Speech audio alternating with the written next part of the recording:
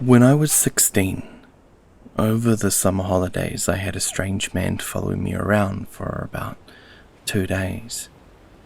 I was an only child, my parents were divorced, and my father worked with nothing better to do. I'd ask him to drop me downtown on his way to work, usually around 8 a.m., and I would wait for the shops to open or my friends to be dropped into town. On this particular day, I asked my father to drop me in the Bell Street Mall, a bad section of town, because I wanted to visit a store there. This particular area had the Dole, or welfare office, and a range of volunteer centres. As usual, I arrived early. I sat down with my bag and book, ready to read. I didn't pay much attention to the people walking past, most in work uniforms. However, I did notice a man who looked like he had nothing better to do than just walk around the area. He looked about 24, was bald, and was wearing a blue oversized sports shirt. I didn't think much of it. I always liked to be aware of my surroundings, but he appeared harmless and was possibly waiting for the shops to open, just like I was. I went over to a nearby store that opened early and began looking at things, waiting for the other stores to open at 9. I walked down an aisle and saw that he was there too. Not weird, I thought. Maybe he is just passing time too. Soon, the store I was waiting for to opened, and I went there. Shortly after, one of my friends arrived in town, and we spent the rest of the day hanging out, window shopping and planning outfits. Around 5 o'clock, my dad came to pick me up and I went home. The next day, I asked my dad to drop me downtown again. This time, I spent the first hour in a small park beside the library, writing poetry down in my notebook. Finally, my friends arrived again and we did what teens do. Had a lot of fun looking at boys, checking out clothing, and thinking of ways that we could spend money if we had it. We were walking through the village fair shopping centre when I looked behind me. Same guy, same blue shirt. Far enough behind not to hear us, but close enough to be creepy. I told my friends what had happened the day before. There was a small police beat office nearby, and they convinced me to go and report the guy. So I did, although he disappeared as soon as I went near the police office. The officer we talked to took me seriously, noted down the details, and gave me his card, telling me to ring him if I had any issues. My friends and I went back to having fun, figuring it was probably nothing. That evening, my dad had to work late. It was dark and raining, miserable and cold. The stores had closed, so I told my dad I'd go to the library and wait, which was open late and had plenty of lights and staff, making it safer than a dark shopping centre or park bench. I went to my favourite spot upstairs in the teen book section, which had a hidden little area with 2 comfy blue sofas. I grabbed a book and started to read. I heard a noise but figured it was a staff member and didn't look up from my book. Someone sat on the opposite sofa and I glanced up for a second, then froze. It was the guy in the blue shirt. He didn't say anything, just sat there and looked at me. I freaked out. I grabbed my bag, dropped the book, and ran downstairs to the front desk. I told the librarian that the guy had been following me for 2 days and asked her to call the police officer's number on the card. She rang the number and the police turned up just when my dad did. One officer talked to my dad and I while the other went upstairs, found the guy and escorted him out to their police car. My dad asked what would happen. The police officer said that they couldn't do much but take him down to the police station, ask him some questions, and hopefully give him enough of a scare not to want to follow teenage girls around anymore. I have no idea what happened to him after that, as I never saw him again, but that was and still is one of the most terrifying stalker experiences that I have had. And yes, there have been others.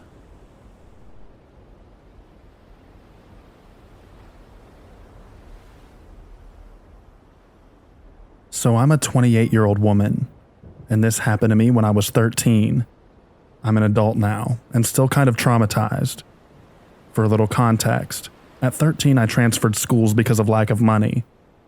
This school I went to was a cheaper private school, because where I lived the public ones kinda sucked. I didn't have any friends for at least the first couple of months. I started noticing this boy, Victor. He was always staring at me during classes, in the hallways by the window, and at lunch. It was an everyday thing, but I didn't care because as a kid I only thought of stupid stuff like dolls or whatever. Oh, and one more thing. I was flat as a table back then, so I totally looked like a small child. The girls in my class started saying that Victor had a crush on me, which creeped the hell out of me because he was 18. I was creeped out but still didn't care, as long as he didn't approach me or anything. But things escalated quickly. Victor would follow me home every day. Thank God I moved since then and he doesn't know where I live anymore. The most annoying thing, however, was that he constantly asked his friends to try to talk to me and try to convince me to go out with him and make out with him after school. These talks would usually take 30 minutes of them trying so hard to convince me to agree with this, while Victor was behind them watching the conversation like a freak. Obviously, I rejected him all the time, but being the nice guy that he said he was, he spread rumors about us making out anyways. Nobody believed anyway, because he was such a weird guy and the whole school knew it. The final straw was when our school had a trip to a book fair. I was super excited.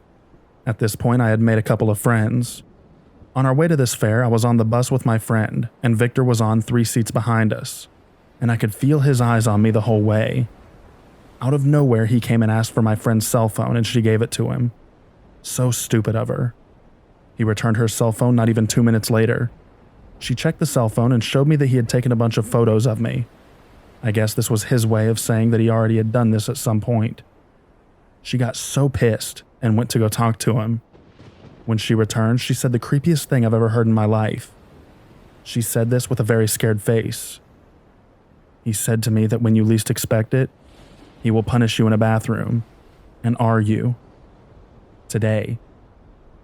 The only thing that went through my mind was, what should I do now? I looked at him and he gave me a creepy smile.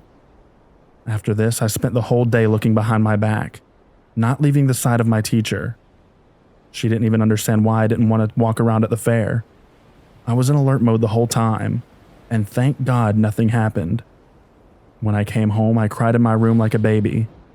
This was at the end of the year, and thankfully I switched schools again. I told this to my mom last year, and she was like, yeah, it happens. It happened to me too when I was your age. So shocked about how this is such a common thing. I'm now 28, and I still see Victor on the streets. He's followed me around a few times. I always walk in circles until I lose him. But sometimes, he waits for me outside the stores or restaurants. I think about what would have happened to me in the book fair if I didn't have my teacher next to me the whole time. And I wondered if one day he'll do something or just keep this creepy behavior.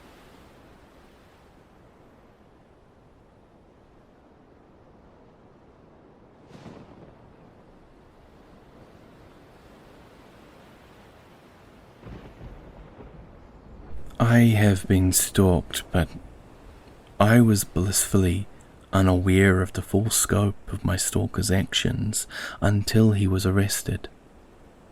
I work as a counselor in an addiction treatment clinic. Most of our patients are wonderful people, but we do get some strange ones. 2 years ago, when I was 29 and hadn't worked there for very long, I was assigned a new patient. He was a man in his late 30s who had been a heroin user for most of his life. It was clear to me that he had a very isolated life and he craved attention. so I was extra careful to be as professional as possible, while still showing him an appropriate level of understanding. He began to stop by my office uninvited, but he never wanted to discuss his treatment. Initially, he just talked a lot about himself, but he soon began to ask questions about me, and I explained the boundaries of our relationship to him again. I gave my supervisor a warning that the patient may need a different counselor. Then he brought me flowers and a stuffed animal, and I was forced to have him reassigned immediately. Obviously, I couldn't accept his gifts, and my rejection angered him. He threw a fit in our lobby, accusing me of leading him on, and our security guy had to escort him out of the building. We treat patients with methadone, and we are reluctant to dismiss them without detoxing them first, but my supervisor told the patient that he would not be able to return if he acted out again. A couple of days went by without incident, and the patient, let's just call him John, apparently showed up to dose every day and left quietly, like he was supposed to. One day I came out after we closed to find John sitting on the ground next to my car. He told me that he was sorry for getting upset, and that he understood that no one could know about us. I was starting to feel really scared, so I just stood there and listened to him ramble on about his love for me until some of my co-workers came out and found us. They convinced him to leave, and I knew that he would now be discharged. Looking back, I feel so stupid because I actually pitied him.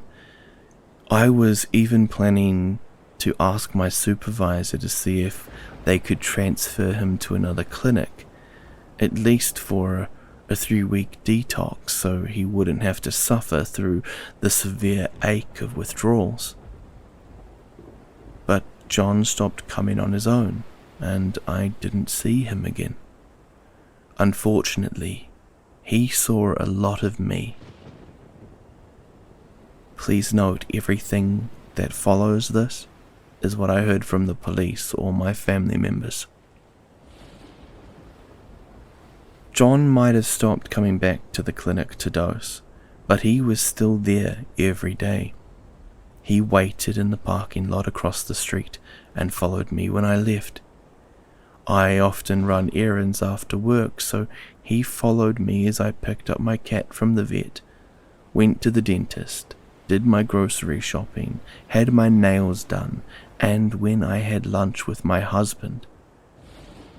I am very lucky that I was always taking the same route home, and that it included a 3-mile stretch of empty straight highway.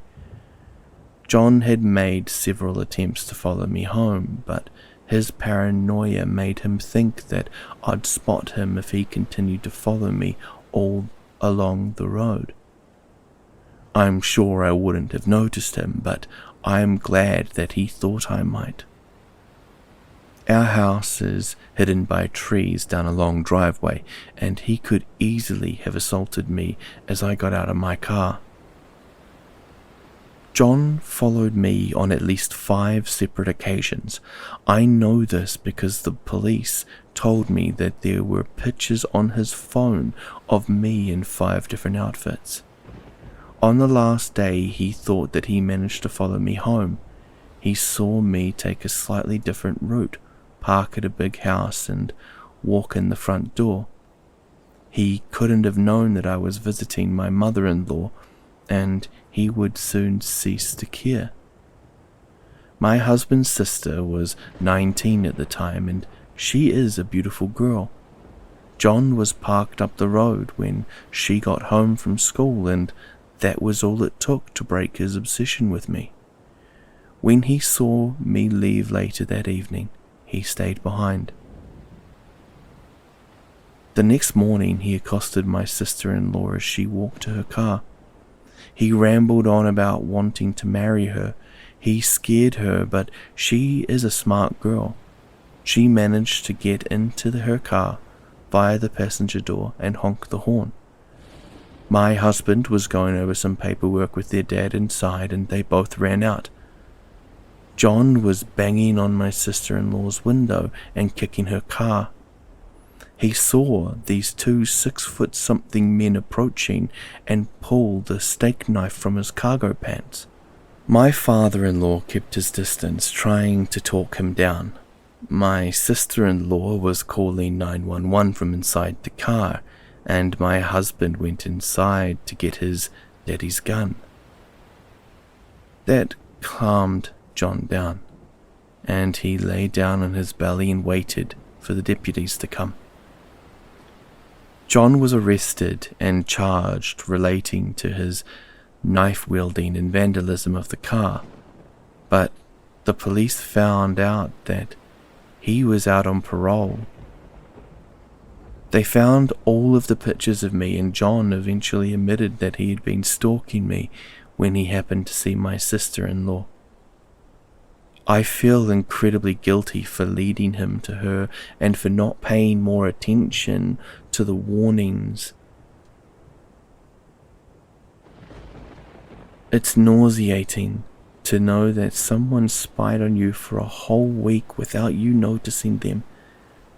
But it's worse to know that they chose a young girl whom you love as their next victim. John's original conviction was for the aggravated rape of a young girl whom he had stalked the first time.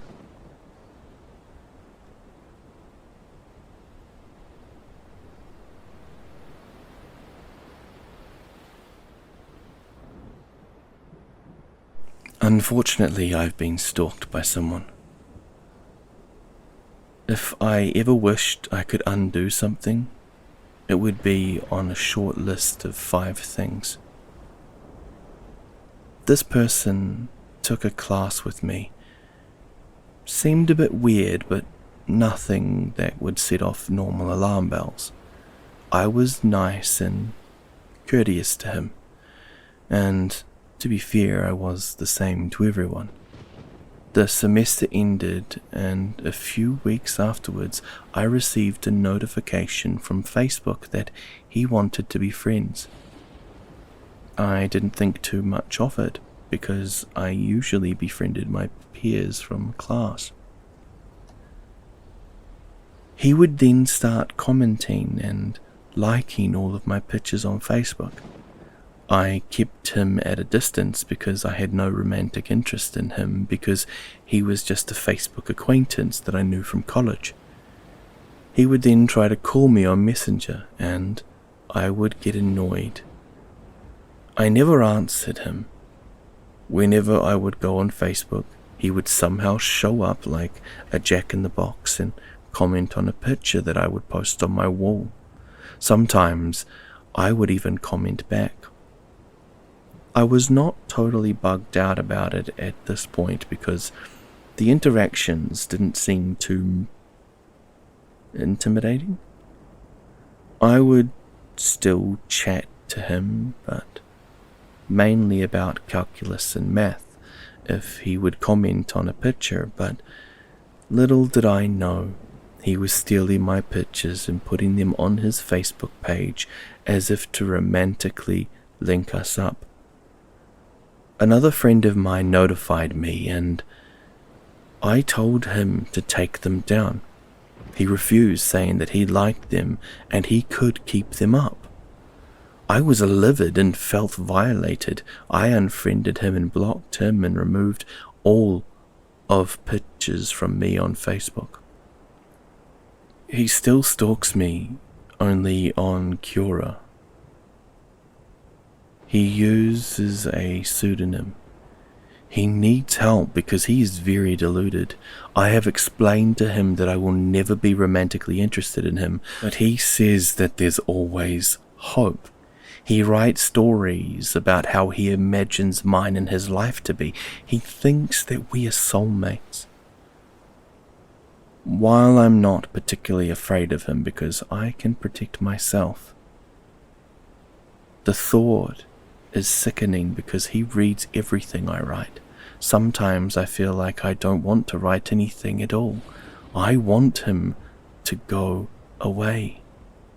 So if you're reading this, please hear me out. Leave me alone.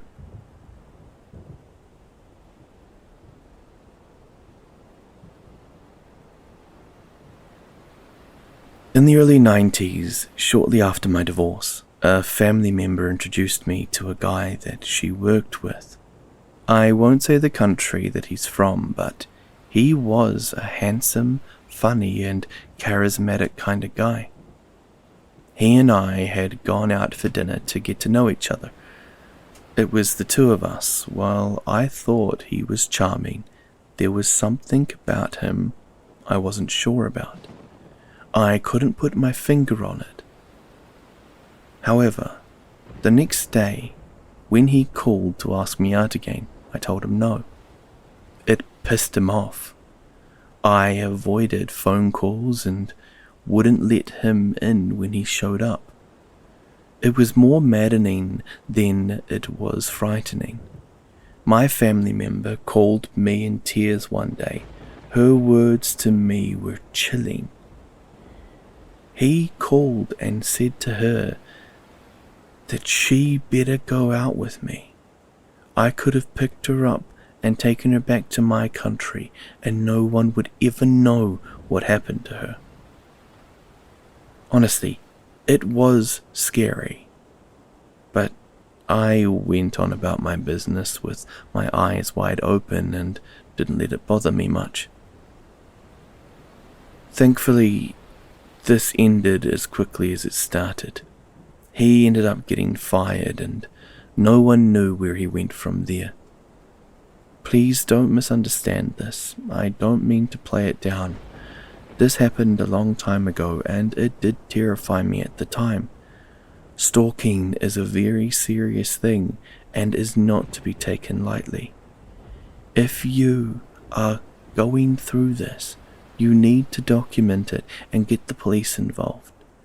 It can escalate to dangerous proportions, and you need to look after yourself.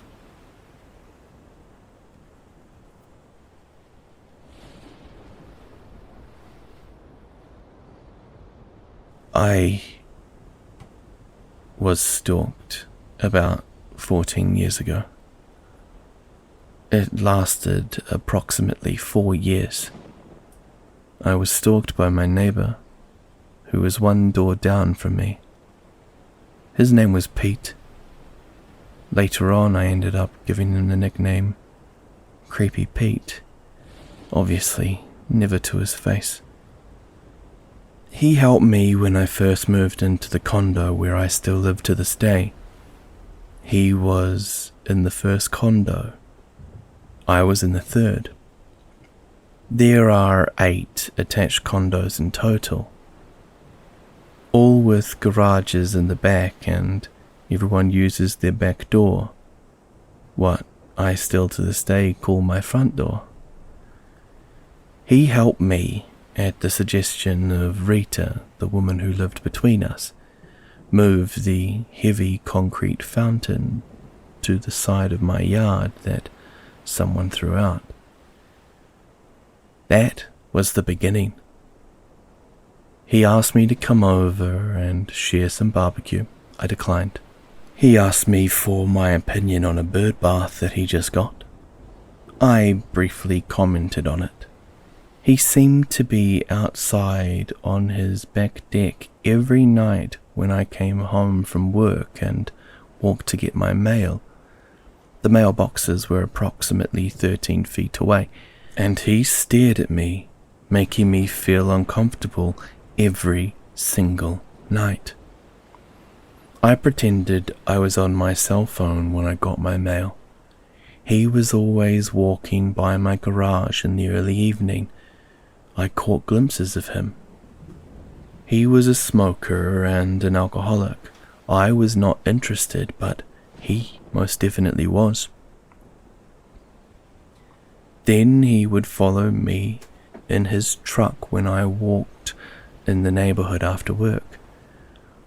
All of the time. So I would cut through side yards and properties trying to avoid him. Then I would get phone calls. He would say things like, "You left your garage door open." All I could say was, "Okay, thank you." He showed up drunk in my garage just as my son, who was on his new cell phone, pulled in late Thanksgiving, around 11 p.m., slurring his words and claiming my son Sam was trying to commit suicide. He refused to get out of the garage, but finally left after my son got his gun. He started looking in my windows at night. One night, looking in my large bedroom window as I got out of the shower. I called the police. It was my only option. They talked to him and he denied it. Police said that he was drunk. Oh really, I thought. I mean, he is an alcoholic. I avoided eye contact and conversation and never encouraged him in any way when I saw him. I just pretended that he wasn't there. Several times he would invite me to his church Bible study. I told him that I have a church that I attend regularly. The phone calls started in the middle of the night and no one there. After dealing with this for so long, I finally got an unlisted number. This was, however, just before I went to cell phone only.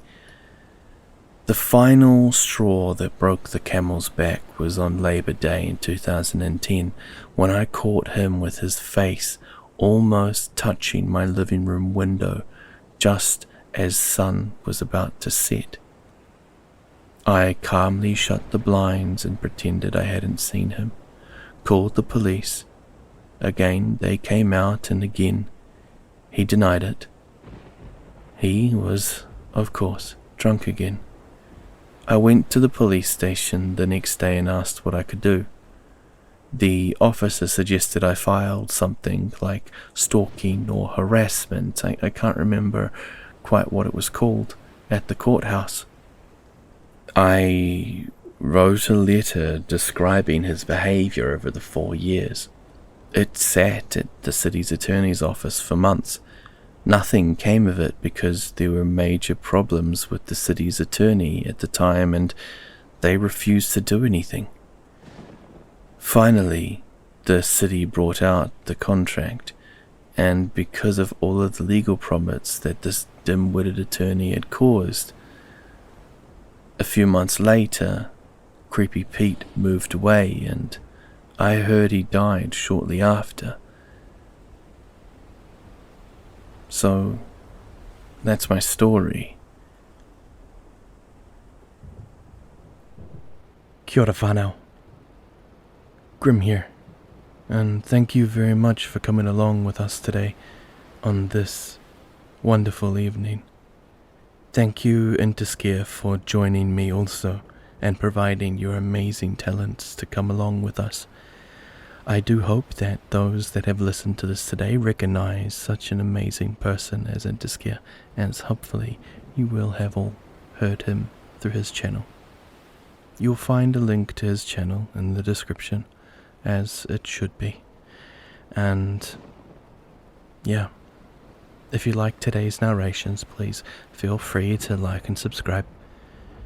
And yeah, I won't really take this one as long as I normally do. So, thank you all again, and be safe wherever you are. Look after yourselves and have a good night or day. And, as always, this is Grim, and I'm, well, signing off.